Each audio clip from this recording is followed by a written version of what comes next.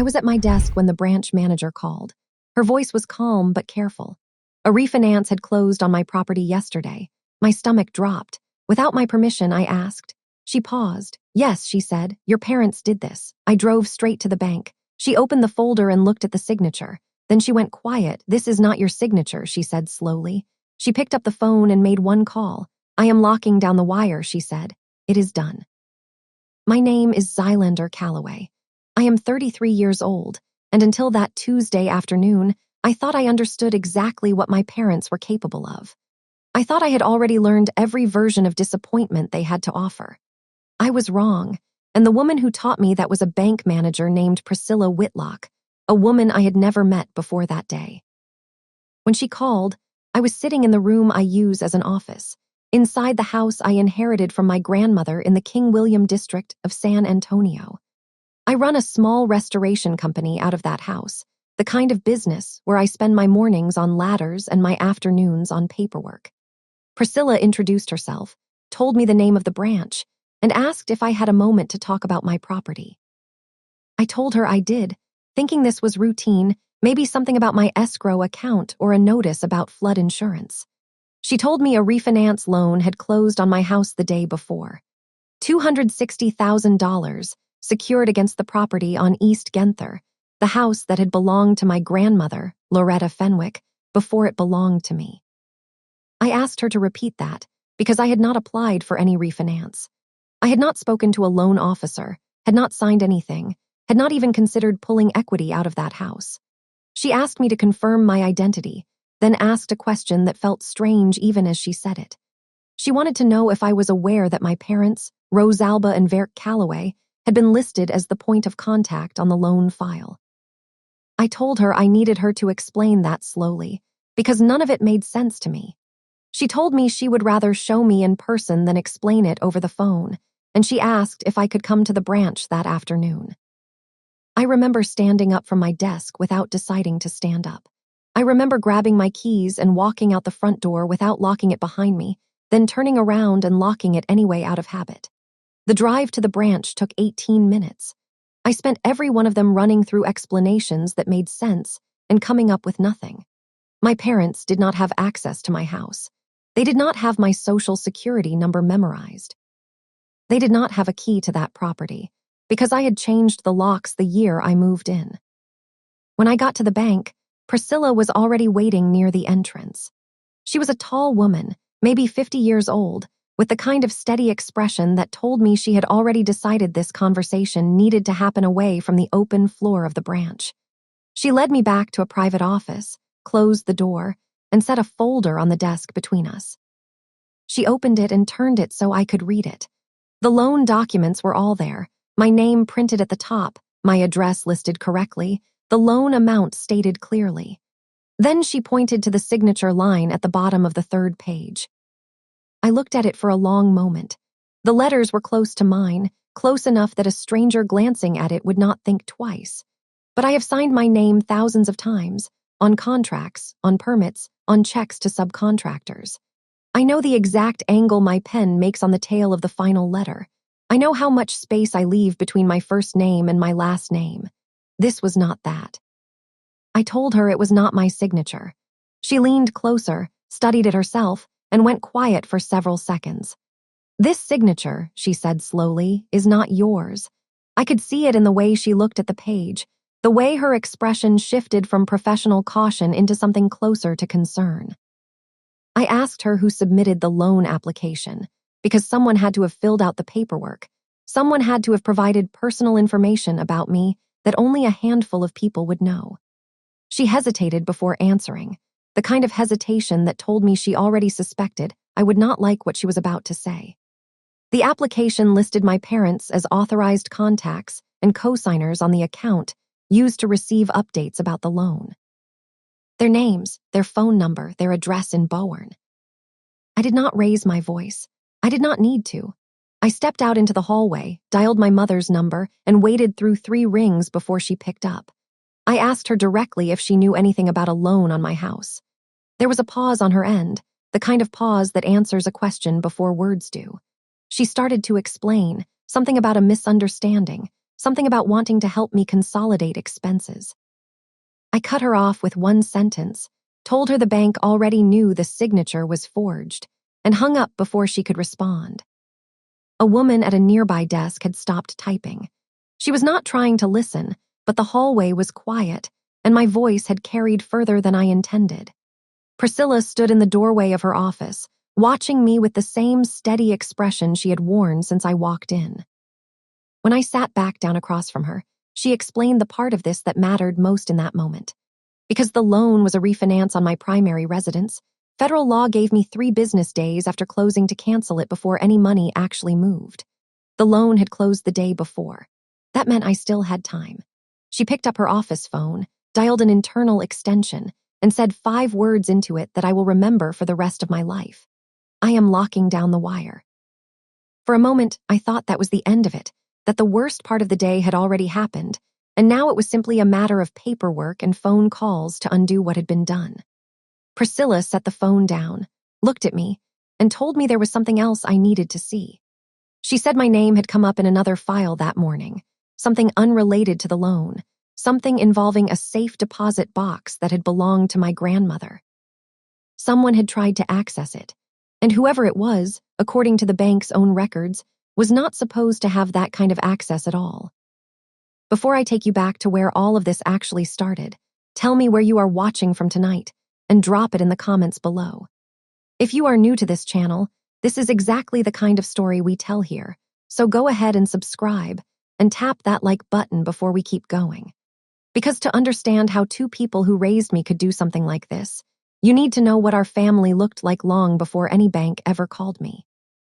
You need to go back to when I was 8 years old, on a day I did not think mattered until years later, when I finally understood what it had actually cost me.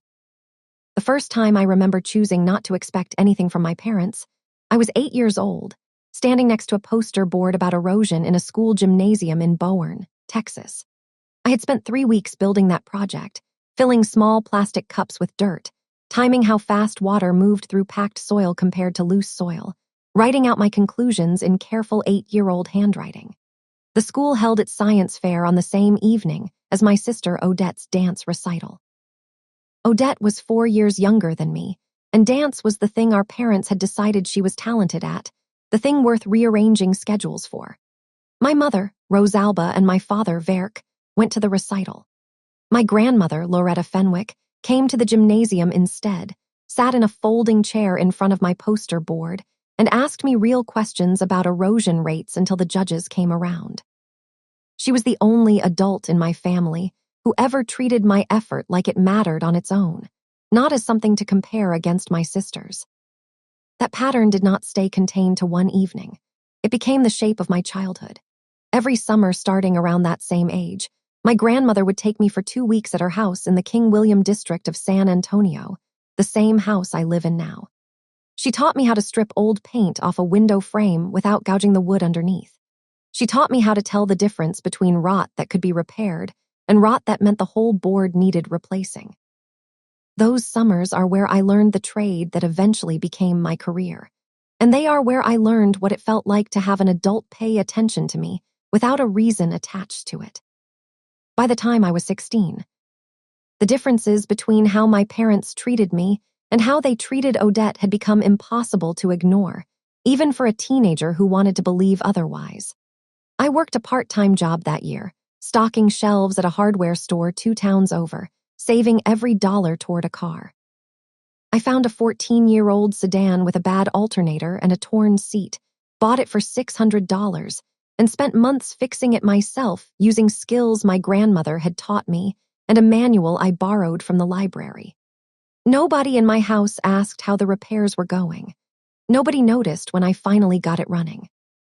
That same year, Odette raised her grade average from a low C to a solid B, and our parents bought her a car straight off a dealership lot, brand new, paid for in full. I remember standing in the driveway when it arrived, watching Verk hand her the keys with both hands like he was presenting something ceremonial. I did not say anything.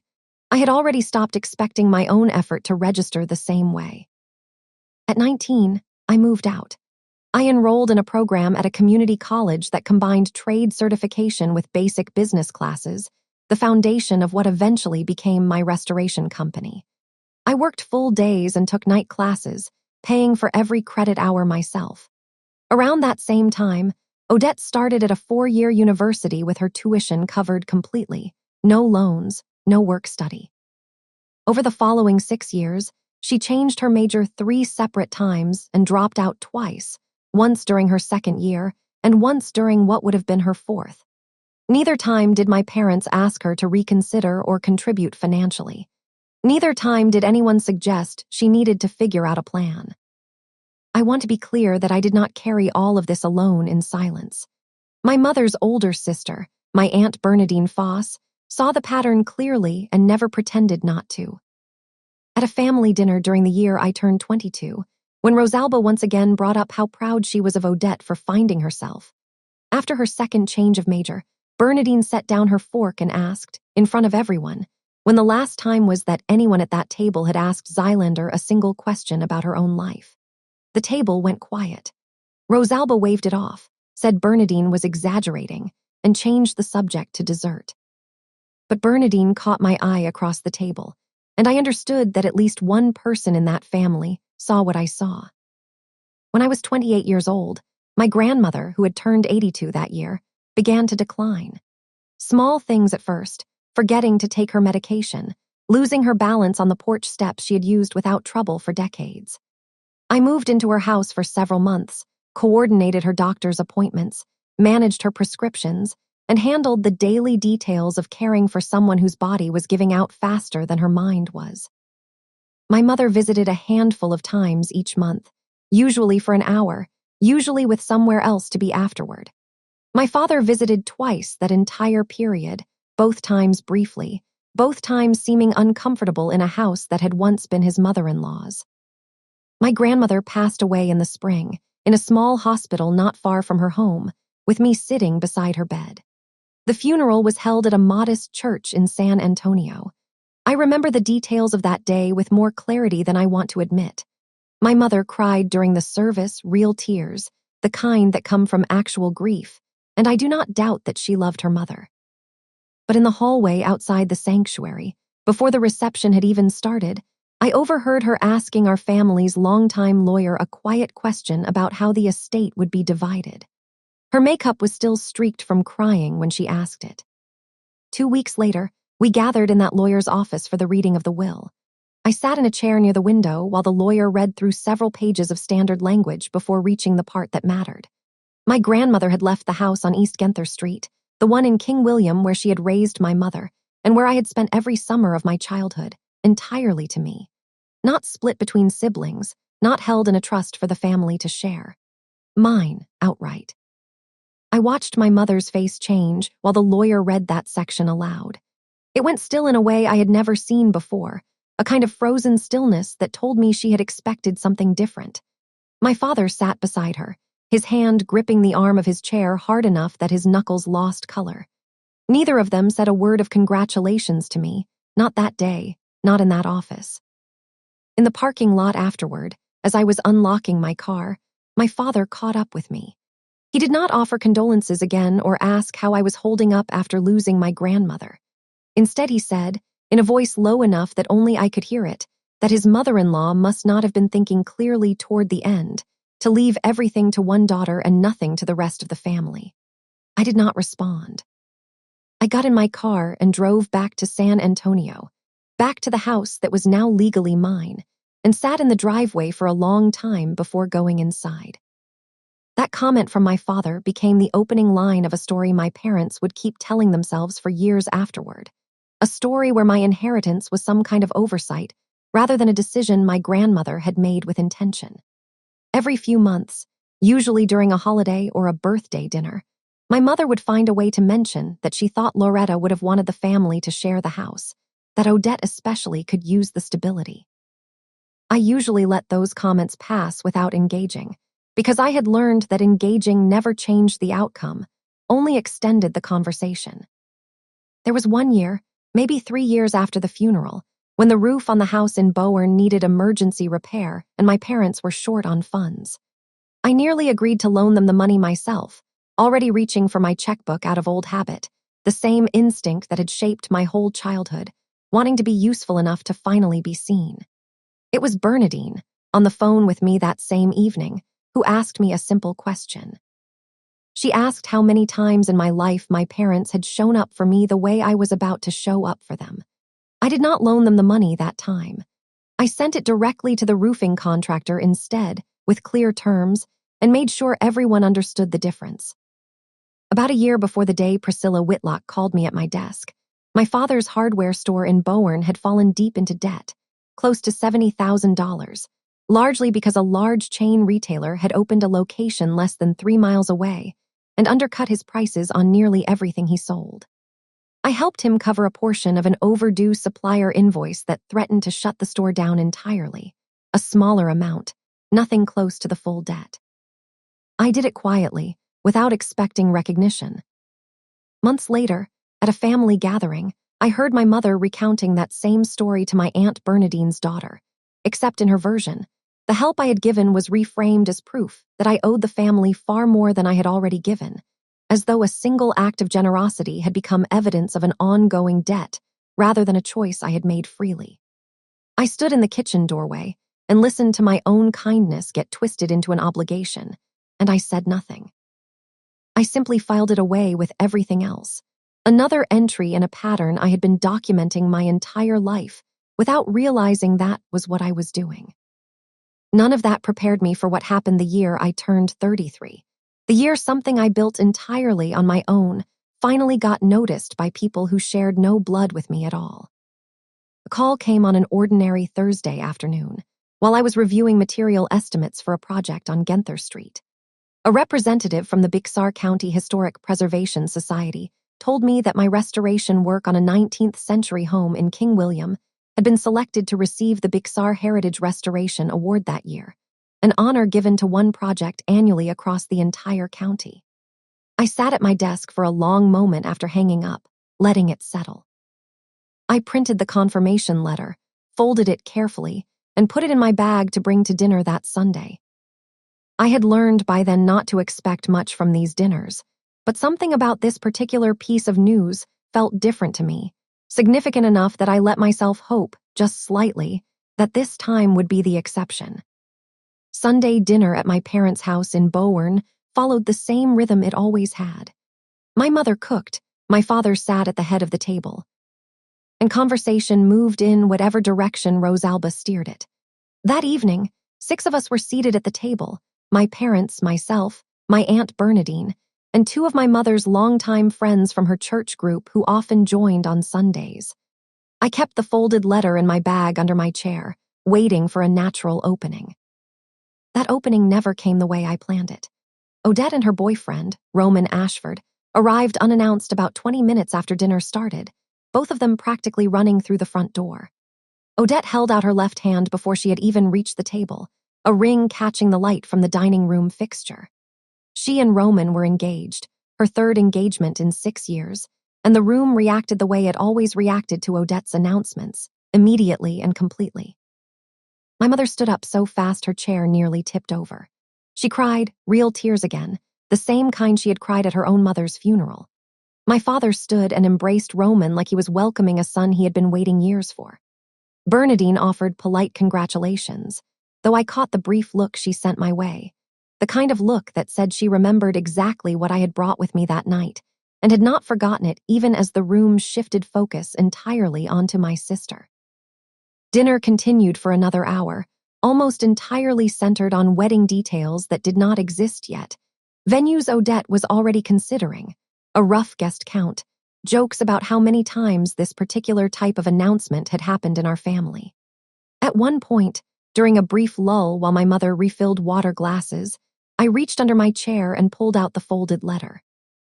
I mentioned, as casually as I could manage, that I had received some news of my own that week, that a project I had worked on for over a year had been selected for a countywide preservation award. My mother glanced at the letter in my hand for perhaps 2 seconds before her attention returned to the ring on Odette's finger, asking her daughter whether she wanted a spring wedding or a fall one. My father did not look at the letter at all. He was refilling his own glass, and asking Roman about his job. I sat there for a moment longer, the letter still open in my hand, waiting to see if anyone would circle back. Nobody did.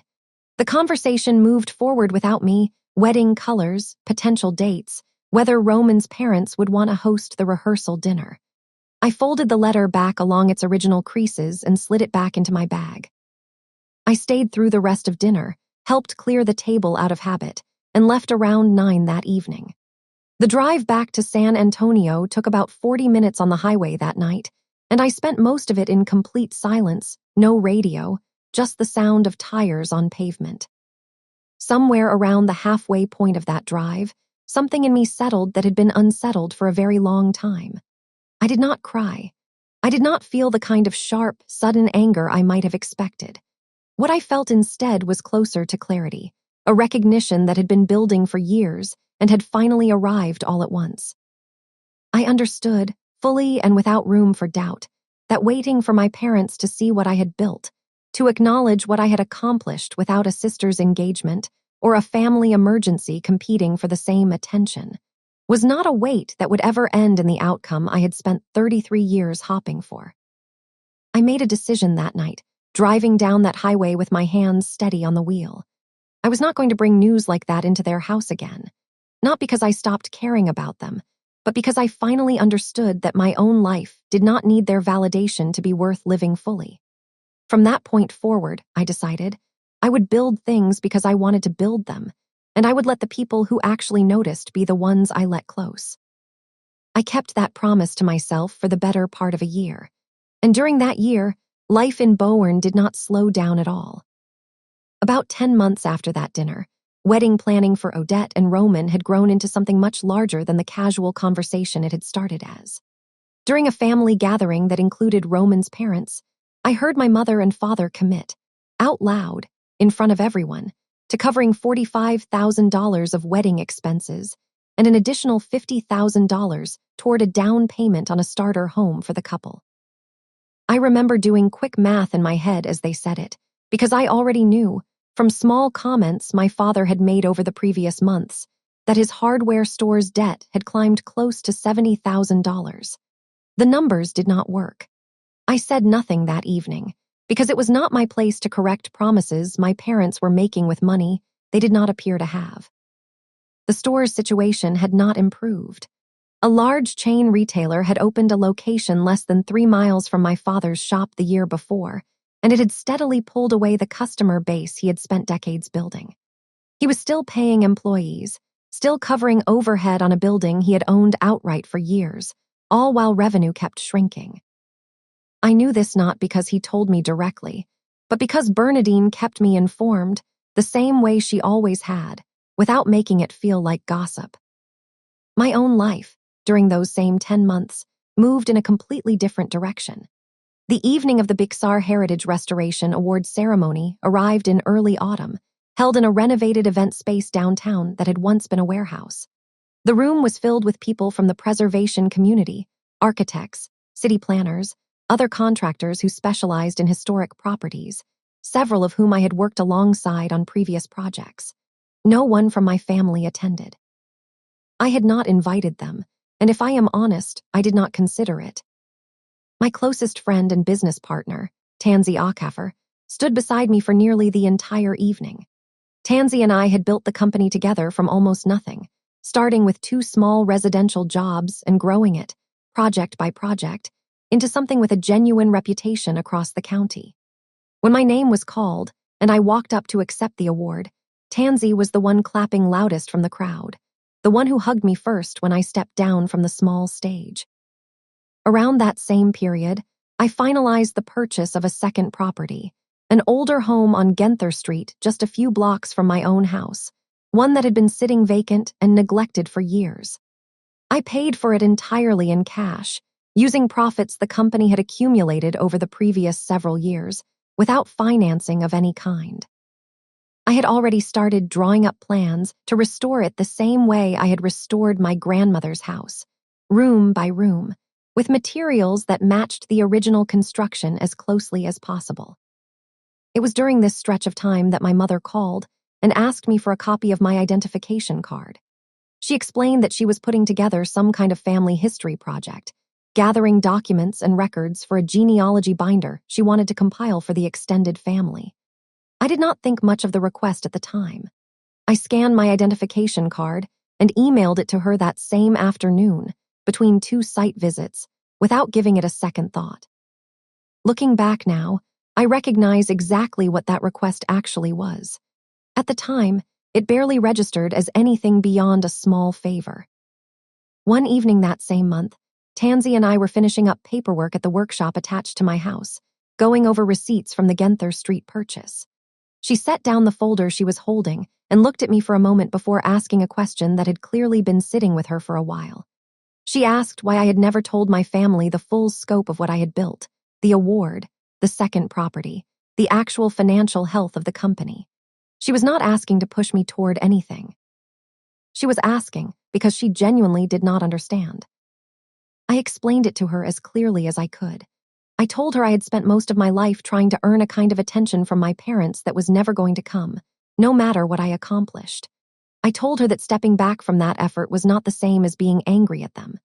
It was simply a choice to stop measuring my own worth by whether they noticed it.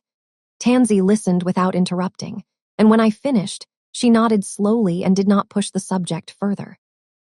That conversation turned out to be the last quiet evening I had before everything came apart.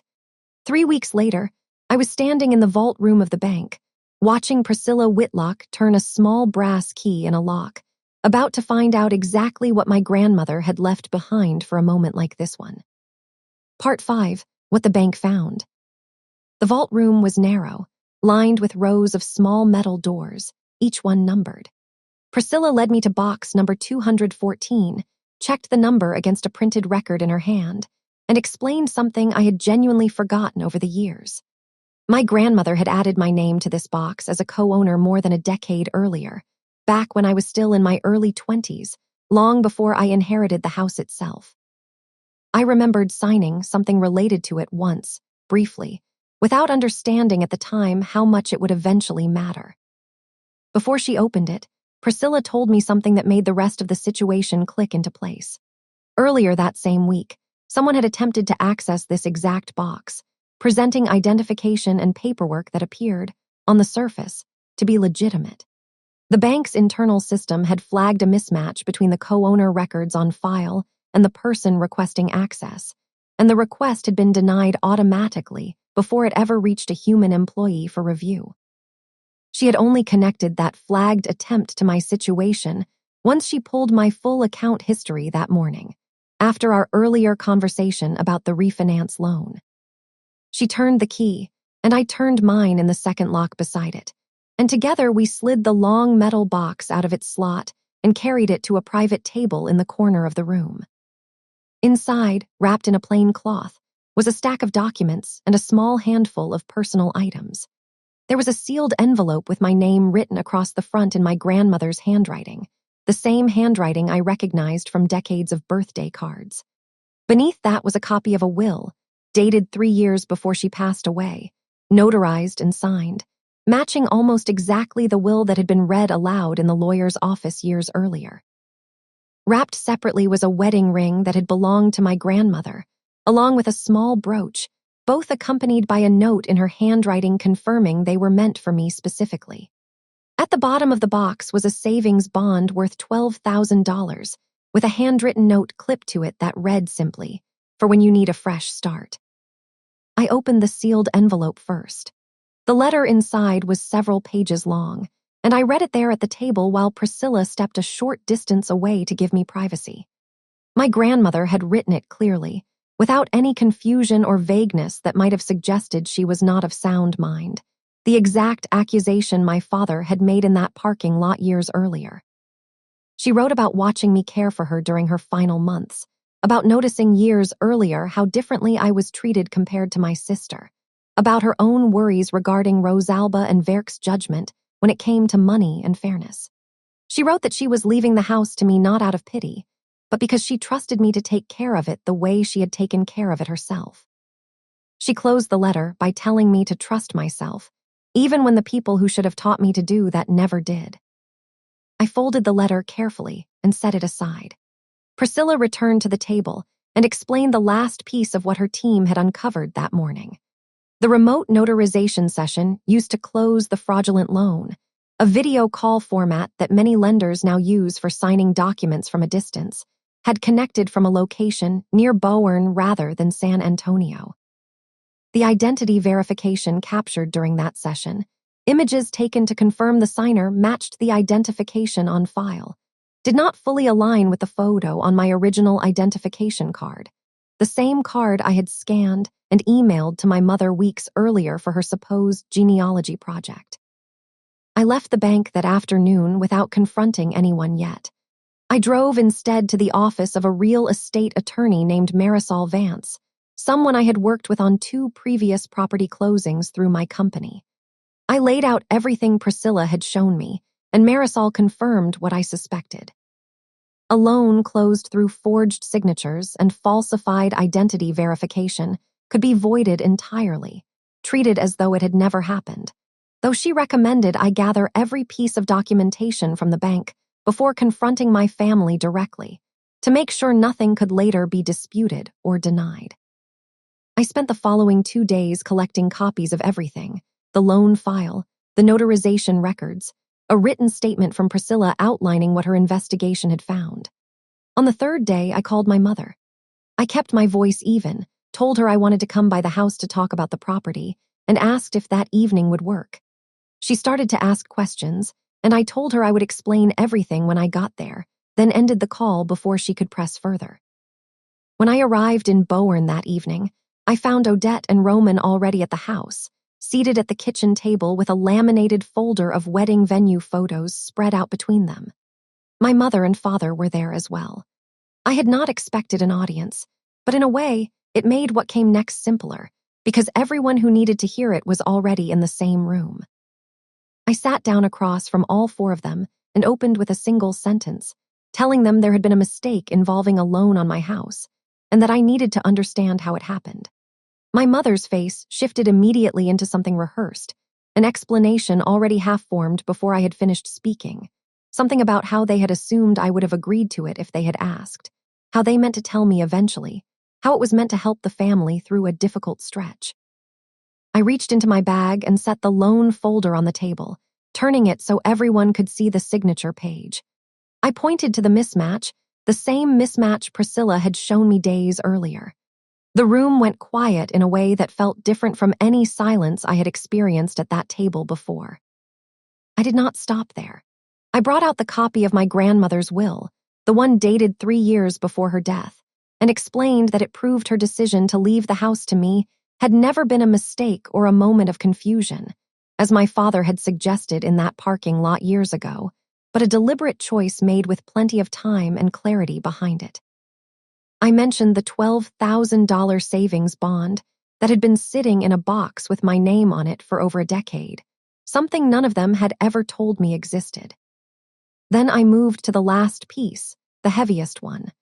I explained what Priscilla had found about the remote notarization session, the location near Bowen, the mismatch in the identity verification images compared to my original identification card. As I said it, I looked directly at Odette. Her face changed before I finished the sentence. She started talking fast, words tumbling over each other, blaming the pressure she had felt from our parents to help make the wedding promises real, admitting she had genuinely convinced herself I had so much already that I would never notice, or would not care enough to make it a real problem if I did. Roman sat frozen beside her, staring at her with an expression that told me clearly this was the first time he was hearing any of it. My mother tried to interrupt, tried to reframe what Odette had just admitted into something smaller, something more forgivable. I did not raise my voice when I responded. I told them, plainly, that I had spent my entire life watching effort get rewarded when it came from Odette and overlooked when it came from me, that I had spent years quietly deciding not to need their approval anymore, and that this, forging my name on a legal document tied to the one thing my grandmother had trusted specifically to me, was the last time I would allow any of them to treat my life as something they were entitled to use. I told them the loan was already in the process of being voided, that my attorney was involved, and that this conversation was the last one we would be having about the house. Nobody at that table said anything as I stood up. I picked up the folder, walked to the front door, and let myself out into the driveway. I did not look back toward the house as I got into my car, and I did not look in the rearview mirror as I drove away. The weeks that followed moved forward mostly without me needing to do anything further. The bank formally voided the fraudulent loan once their internal investigation confirmed what Priscilla had already found, and my parents were held responsible for the costs the bank had incurred processing a loan built on forged documents. Because signatures had been falsified and identity verification deliberately circumvented, the matter was referred for possible criminal review, a process that was, as far as I know, still unfolding by the time I am telling you this. None of that came from anything I did directly. It came from the systems already in place once the truth was out in the open, exactly the way it should have. Odette and Roman's wedding shrank considerably in scope once the promised funds were no longer available. I heard about the changes secondhand, through Bernadine, who still checked in with me the way she always had. I did not ask for details, and I did not offer any opinion when she shared them. About a month after that evening in the kitchen, my mother called me. I almost did not answer, but I did, mostly out of a habit I was still working to unlearn. She was not calling to apologize. She asked instead if I would be willing to sign a statement, something her attorney had drafted, suggesting the loan situation had involved a family miscommunication rather than deliberate fraud, a document that might help reduce the legal exposure she and my father were facing. I told her no. I did not raise my voice, and I did not launch into an explanation of everything she already knew. I simply told her that I would not be signing anything, that the truth of what happened did not need my help to be softened, and that I hoped she and my father would take whatever came next as an opportunity to actually reflect on it. Then I ended the call. I have not spoken to either of my parents since that day, though I understand, through Bernadine, that they have both reached out a handful of times without success. A few weeks after that final call, I was back at the house on Genther Street, the second property I had bought outright, standing in what would eventually become its front parlor, finishing the last details of a window frame I had been restoring by hand. I had brought my grandmother's letter with me that day, tucked into my jacket pocket, and I read it again while I waited for a coat of finish to dry. Sitting there in a house I had built entirely through my own work, holding a letter from the one person in my family who had always seen exactly who I was, I made a decision about something that had been sitting in the back of my mind for weeks. My company had always operated under the name King William Restoration, a name tied to the neighborhood rather than to me. I decided, that afternoon, to change it. From that point forward, the business would carry my own name alongside my grandmother's maiden name, Fenwick, the two things that actually belonged to me without anyone else's permission attached to them. I'm not going to tell you that everything about this situation is fully resolved, because it is not, and I think stories that pretend every wound closes completely are not being honest with you. I still think about my parents sometimes, and there is still a part of that history that aches when I let myself sit with it. But I no longer wait by a phone for a call that acknowledges what I have built. I no longer fold letters back into my bag because nobody in the room decided to ask about them. If you have ever been the person who worked quietly while someone else received the recognition, tell me in the comments where you finally found the strength to stop waiting for it. If this story reached you tonight, press like, subscribe for more stories like this one, and share it with someone who needs a reminder that walking away from people who will not see you can be the strongest decision you ever make. Thank you for spending this time with me. I hope you carry a little more trust in your own name into the rest of this week than you did before you pressed play.